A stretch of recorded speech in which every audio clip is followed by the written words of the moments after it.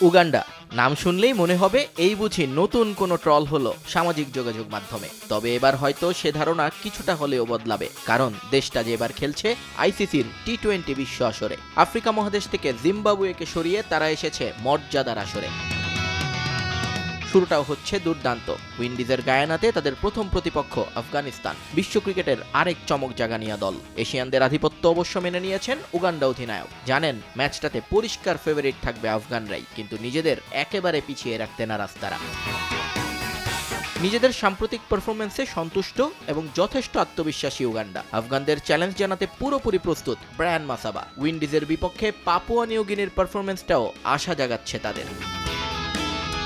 অন্যদিকে আত্মবিশ্বাসে টইটম্বুর আফগানিস্তান। মাত্রই আইপিএল শেষ করে এসেছেন তাদের স্কোয়াডের বেশিরভাগ ক্রিকেটার। বিশ্বজুড়ে ফ্র্যাঞ্চাইজি লিগে এখন আফগান ক্রিকেটার মানেই হটকেক। তাই টি-20 বিশ্বকাপে আফগানিস্তান ফেভারিট থাকবে, এটাই স্বাভাবিক।